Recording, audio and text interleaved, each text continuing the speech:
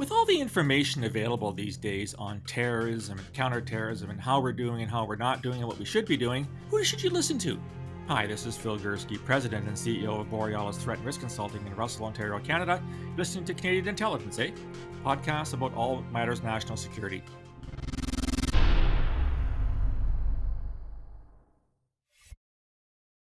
This is a big world we live in, and there's an awful lot of things happening, an awful lot of moving pieces, moving in various directions simultaneously. And it's sometimes really, really hard to get a handle on not just what is happening, but what does it mean?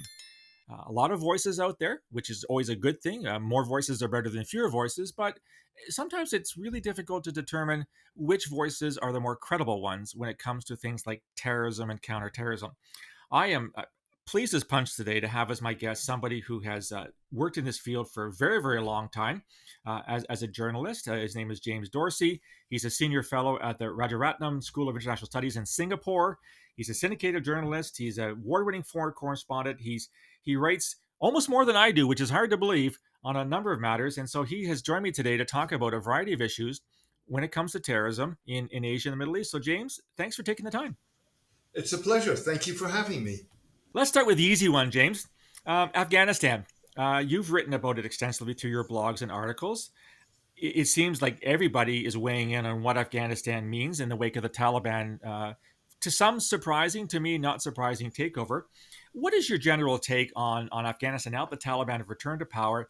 Where are we as of early fall, at least in the northern hemisphere, 2021? Are things? Should we be worried about things getting much, much worse, or is it still too early to tell? I think the jury's out.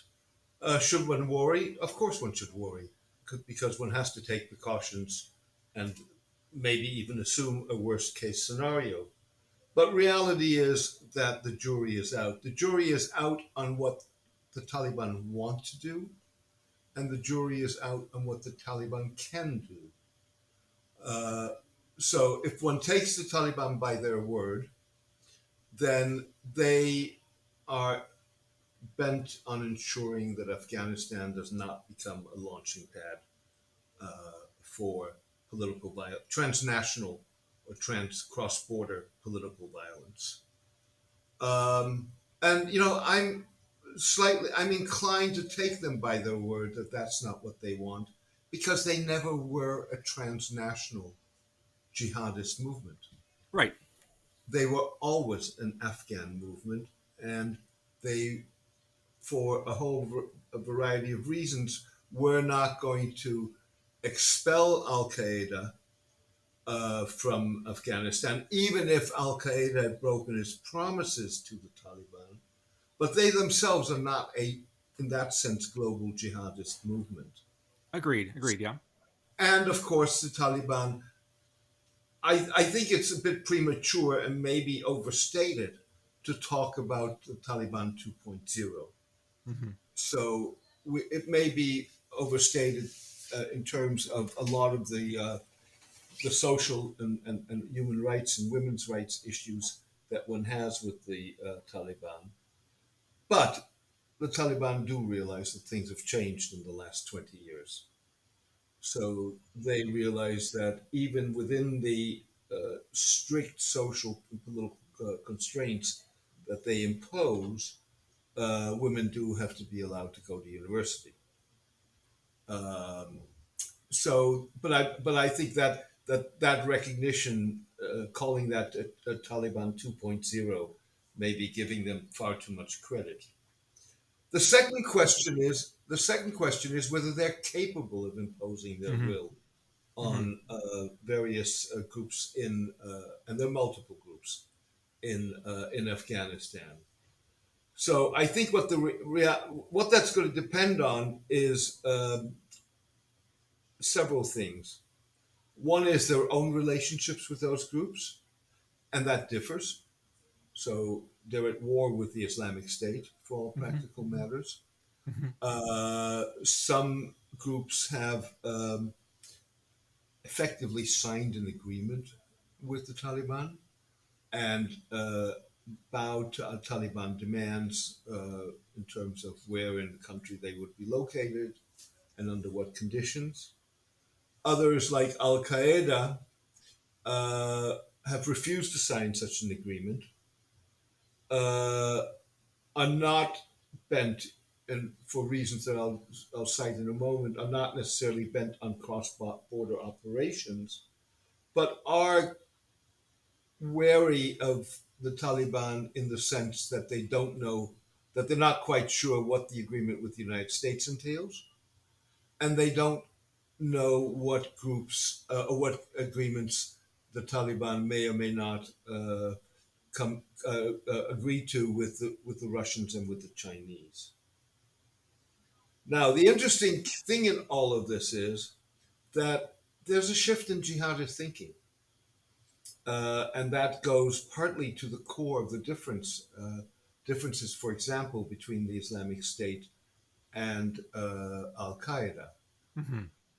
The Islamic State continues to believe in spectacular operations, whether that's 9/11 or what the Islamic State itself did in Paris, Mm-hmm. uh, and inspired elsewhere in Europe, versus a belief that is uh, gaining ground with Al Qaeda, for example, that those kind of attacks ultimately contributed to their to not maybe not to their downfall, but to significant setbacks, and that therefore, and that the way the Islamic State went about trying to create a state uh, led to a very fierce counter-terrorist response by multiple states, and therefore they should maybe be looking much more at making their mark locally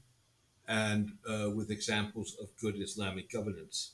Can I pick up on that point, James, for a second? It's something Sure. that I find you surprisingly more optimistic than pessimistic than I am in terms of where the Taliban are going. But this notion that the Taliban have again proclaimed the Islamic emirate, which of course they did when they took over the 1990s, is there not a parallel in a way between the Taliban declaration of the Islamic Emirate and ISIS's declaration of the Caliphate in 2014? Now, they're not the same thing, but what worries me as an ex-security intelligence guy is this notion that we have again an Islamic Emirate, some kind of an ideal Islamic government, as the Taliban see it. Is that not possibly going to serve as a magnet for the so-called foreign fighter phenomenon, where people from Western countries will go to Afghanistan because they see this as the purest way of living in an Islamic way? And of course, we saw what happened with ISIS. There were, thousands of people that came from many countries, including Canada, that went to fight for ISIS and carried out attacks around the world. Is that not a concern, you think, that this will be interpreted by jihadis as the place to go to now? Several points. I may be more optimistic than you are. I don't know, but I think it would be an overstatement to say that I'm optimistic. Okay, sorry for that. Yeah. No, not at all. I have more.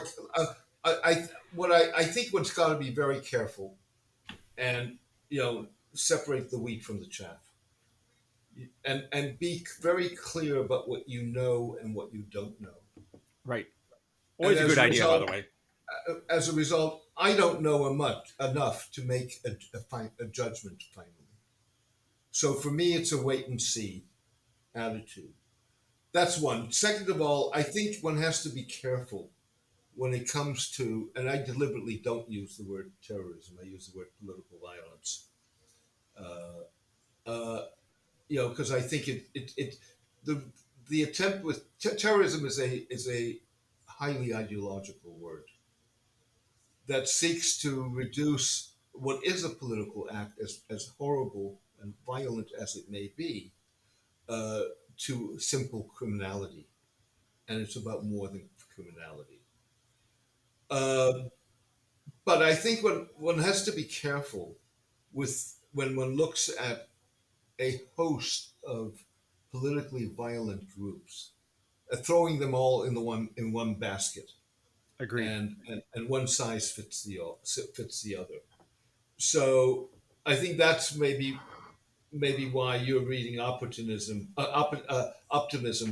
into what I'm saying, rather than what I'm trying to do is be very precise, if you wish. Right.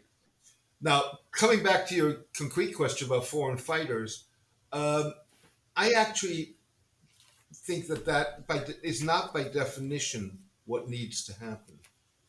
One, it will depend on how well the Taliban can control their borders. Right. And again, we don't know that yet. Some of those borders are porous. It will, to some degree, depend on how Afghanistan's neighbors act.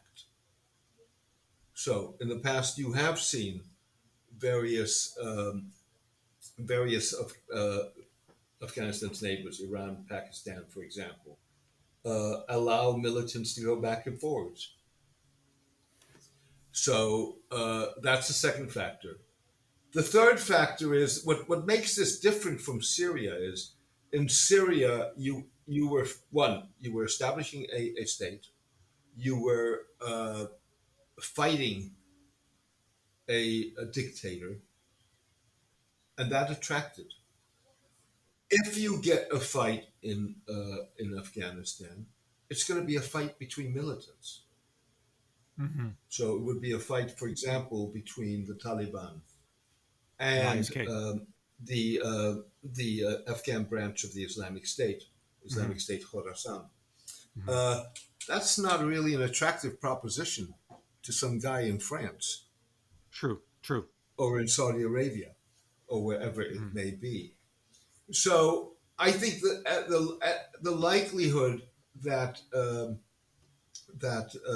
you're going to see that sort of influx and that Afghanistan is going to be that attractive, I think is relatively low.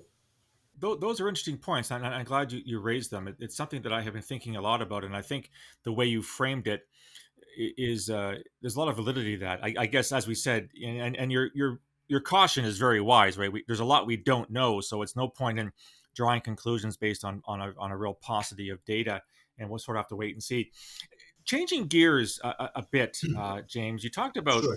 Afghanistan's neighbors, of course, India, being a part of this. India is very concerned about what's happening with the Taliban. But the other thing, and you've written about this a fair bit in your blog and other pieces about Hindu nationalism and even Hindu extremism in India. I had a whole chapter on Hindu extremism on my next to most recent book, How Religions Kill. From your perspective, having looked at the issue, how bad is this form of Hindutva, this Hindu nationalism in India? We're seeing more persecution of Muslims in Assam state, trying to evict people that can't prove that they were there for generations or whatever. Is this something that's sort of flying under the radar in terms of violent extremism? And secondarily, what is the role that Narendra Modi, the prime minister, is playing in all this? He seems to be promoting Hindu nationalism over other forms of Indian nationalism. So could you weigh in a bit on those types of questions? The short answer is it's bad. Mm. Uh, with other words, it is a supremacist view in which supremacist in the sense that Hindus are supreme. Mm-hmm. It's racist and it's Mm-hmm. discriminatory. Right. Uh, and uh, if I were a Muslim in India, I would not feel comfortable. Exactly. Narendra Modi's role in this is central. He Mm. comes out. I mean, he was a member of an organization called the RSS, Right. which is really the cradle of this form of Hindu nationalism since he was 8 years old. That's what his political party comes out of. Mm-hmm. So, so in that sense, I think this is serious and it's bad. Sorry. Um, there's a larger picture here. Uh, I had started to write a book uh, about 4 years ago, which was on on the rise of what I called civilizationalist leaders. These were Mm. leaders, they included Modi, they included Mm-hmm. Viktor Orban of Hungary, Mm-hmm. Xi Jinping, Erdogan. Vladimir Putin, and Donald Trump. Mm. And in my mind, what these men had in common was that they thought in civilizationalist terms. Right. And they thought in terms of a civilizational rather than a national state. And that what that meant in some cases, as in the case of China or Russia, for example, that borders were not defined by what the national borders of Russia or China are today, Hmm. but they're defined in civilizational terms. So not nation states, but much larger than that then. Right. So I live in Singapore. The Chinese, Singapore has a population that, in the large majority, not exclusively, it's very much a multi-racial, multi-ethnic state, but a significant majority in the country is of Chinese ethnic origin. Right. And the Chinese refer to Singapore as a Chinese country, much to the uh, much to the ire of the Singaporeans. I can imagine. No, and with Russia, think of Ukraine, think of Georgia. Right. Uh, Right. in other cases, Modi included, or Trump, it's civilizational, but there's no need to expand borders. It's Right. civilizational within those borders. Right. Um, I sort of I've dropped the book at least temporarily because I felt that the Trump, if Trump were not to win the election, then or his second term, then that would to some degree change the book, Hmm. and I didn't want to run the risks that by the time I publish it was out of date already. Right. Right. So I decided to go write another book in the meantime. But I've started in ways to pick it up again. So what I'm trying to say with this is that yes, it's bad, but it's not in a sense not uniquely Indian. It was Hmm. part of a global trend that we were seeing that now seems to be a little bit on the back foot. We'll see what happens with elections in France Hmm. next year. We'll see what happens with the what how the AFD does in Germany in elections this weekend. Right. Um, we'll see what happens in the midterm elections in the United States next year. Uh, Hmm. it's not. It may be down. It's certainly not out. I really like that framing of the civilizational versus the nation state, and of course into this too, you must sort of throw in the whole this almost like cultish nature. I mean, Narendra Modi has a following as if he's some kind of a god. Putin has a following in Russia. Erdogan has a following in Turkey. Xi Jinping. I'm reading a lot about this whole notion of Xi Jinping thought, where Right. young Chinese are being educated that Xi Jinping can do no wrong, and much in the same way that Mao was in the 1950s and 60s. I think you've really hit on something here. Um, I want to turn now to the fact that you write a blog, which has to me an absolutely fascinating title, and I have to ask you about it. So your blog is entitled "The Turbulent World of Middle East Soccer," or football, as most of the world calls it. Why in heaven's name did you name a blog like that? And what is it that you're trying to achieve? What kind of messaging, what kind of information you're trying to purvey through this blog? Well, talking about publishing, by the time you publish being out of date, that's in a sense the story of the title. Not quite. My career has been ethnic and religious conflict. And so 11 years ago, I wrote a piece. I'm not a sports fan. And I wrote a piece as a fluke on the eve of the World Cup in South Africa in 2010 Ah, about the political reasons why Middle Eastern countries weren't faring well in World Cup competitions.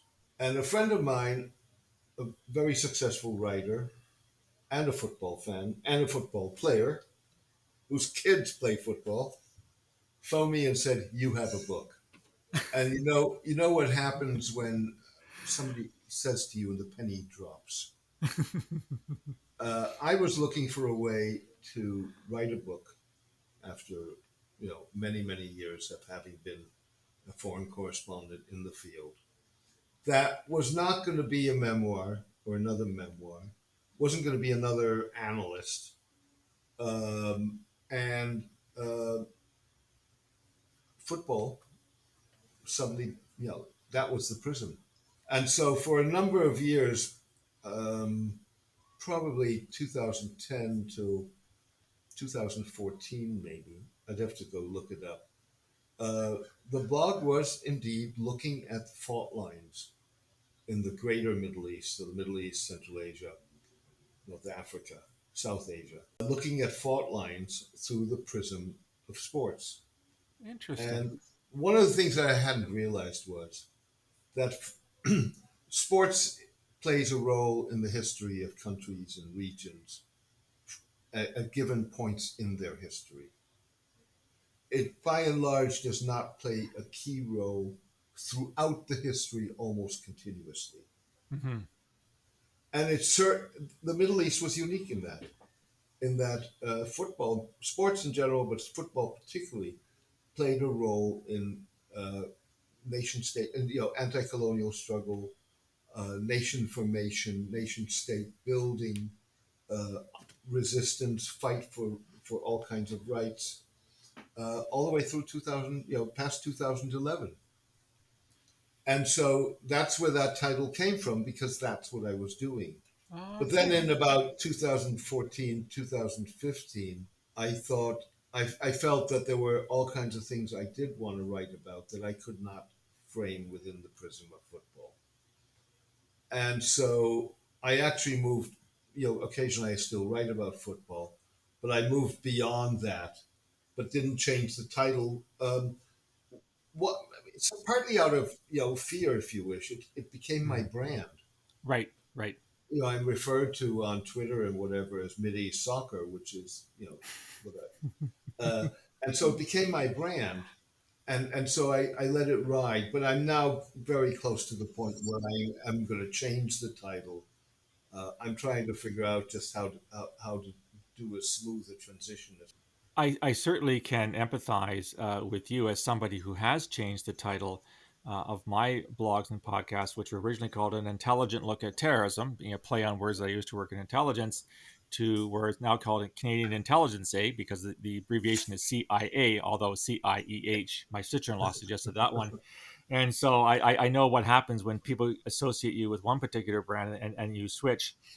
James, the last question I want to ask you is something that I'm really curious about your views on this. And you've used the word with me, which I find fascinating. There's a terrorism and a counterterrorism industry that has been built, especially in the wake of 9/11. I mean, terrorism predates 9/11, as you well know and as I know, but it's really taken on an incredible momentum since the events of just a little more than 20 years ago.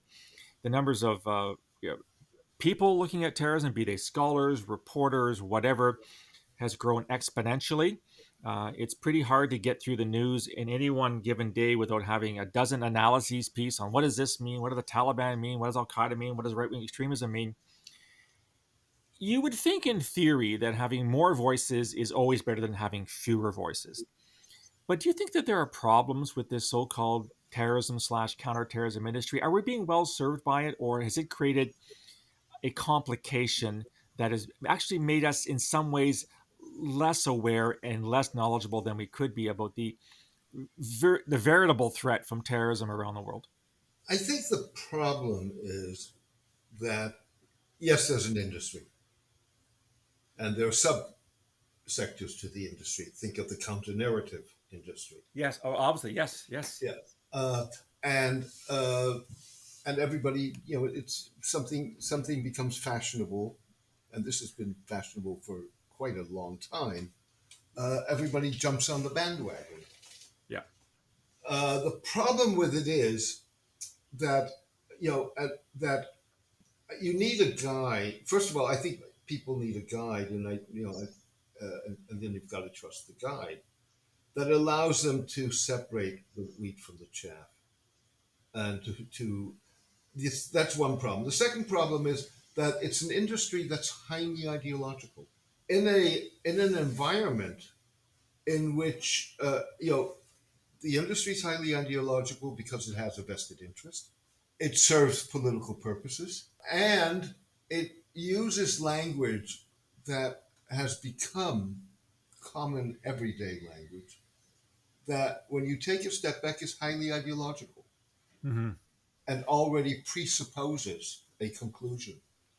What that does is not only that you get a cacophony of voices. I am in no way in favor of restricting that, even if the majority of those voices is wittingly or unwittingly incorrect. But what the danger of it is that it doesn't allow for dissent. Exactly. So with other words, people who may have what I would consider a little bit more of a sanguine view, or in any case take a different tack, either get crowded out or maybe even denounced. Yes. And so I don't think that the problem is the multitude of voices. The problem is ensuring that you have a free and fair debate, Mm. an open debate. Mm. That is extremely well stated. I have been very worried that in the past couple of years, especially in the West. I don't know if you're probably not seeing this as much in Singapore, but in North America and Europe, it seems like the terrorism debate has turned almost completely to regard the phenomenon of right wing extremism and all its manifestations as some kind of an existential threat to Western society. And the jihadis, Islamist extremists, well, those guys were yesterday's news, and we don't have to worry about them anymore. Despite the fact that worldwide the jihadis are still killing more than 99% of all people who die in terrorist attacks.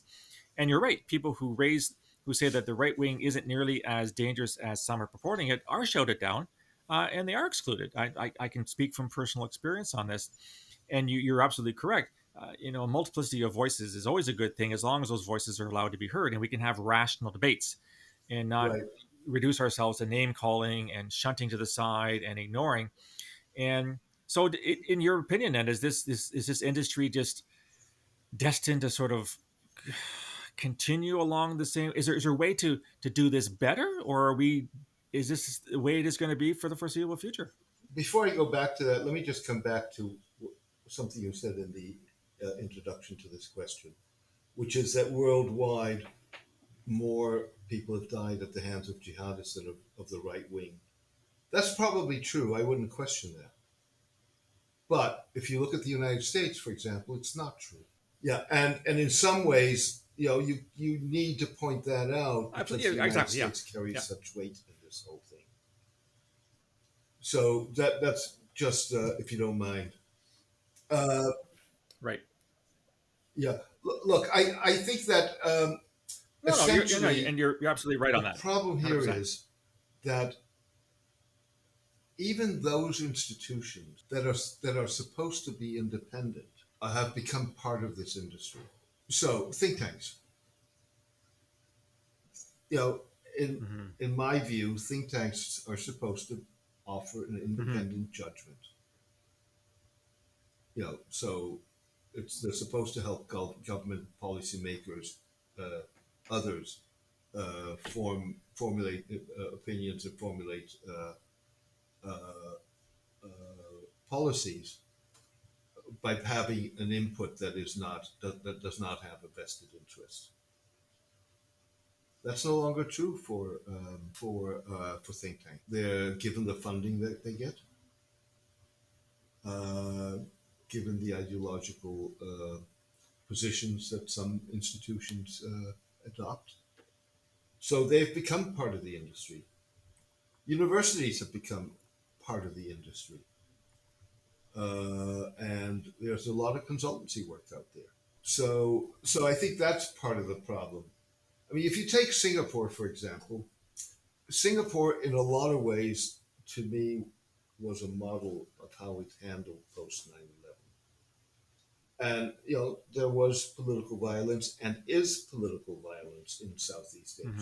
Asia. Singapore was targeted, but was able to foil plots until now, Yes. even though it assumes that it's not a question of if, it's a question of when.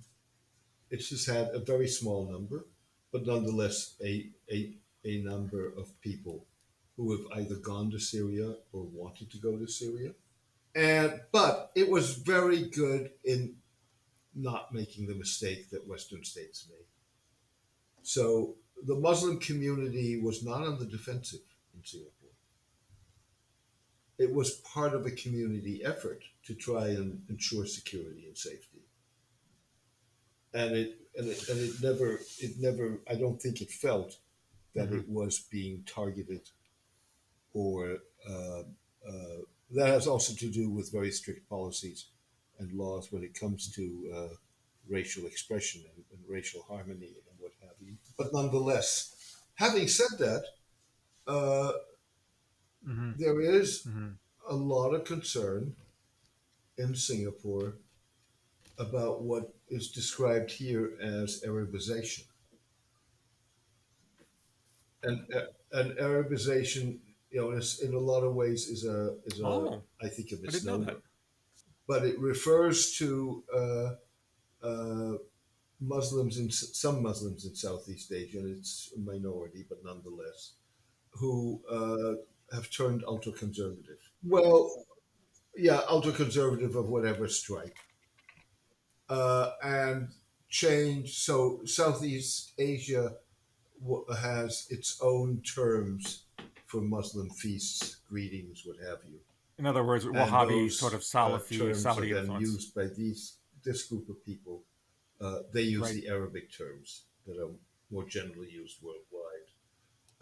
They may or may not adopt a degree of dress that is associated with ultra conservatives. And in some ways, Mm, Arabization okay. then puts a stigma on it, if you wish. And to be frank, in a lot of ways, the notion that it's all Saudi funding is no longer true. I mean, Saudi funding was important. It may not have been exclusively true throughout the decades, but it was very important. But certainly in the last 5 years, it's uh, it's not, and even before that, it's not Saudi funding that does it. Interesting. And I'm glad you raised Singapore towards the end of our conversation, James. I've been to Singapore several times. I've met with both security services in Singapore. I must say I was very impressed with their understanding of the problem of Islamist extremism. Some have criticized Singapore for being a bit too much of a nanny state, a little bit too much in control, but I think it is held up as a success in terms of a Southeast Asian state that is Western, I guess, in most of its outlook. So I'm really glad you did raise that. I've got a sneaking suspicion I'm bringing you back, James. I think we've just scratched the surface in terms of our conversation about these things. You've got so many years of experience in the area and so many views on these things that we can't exhaust them all on one podcast. So with your permission, I'm going to be in touch with you. I'm going to bring you back for a part two because I think the It'd questions be a just keep pleasure. continuing. It would be a But pleasure. well, so listen, so thank you so much for taking the time halfway around the world for joining me today. I really do appreciate it. And we will talk soon, my friend. Thank you for having me. I enjoyed it. That was my conversation with James Dorsey. I'm curious what you thought about what he had to say as a journalist and as a person who has a very in-depth knowledge of issues in Asia and the Middle East, etc. Love to hear your feedback. You can reach me on email, borealisrisk@gmail.com, or on Twitter @borealissaves. You can also find me on LinkedIn and on Facebook. If you like this content, want to get more, go to the website, borealisthreatandrisk.com, hit the subscribe button. You get a free daily digest of all the information right to your inbox. Love to hear what you think. I'll talk to you again soon. Until then, stay safe.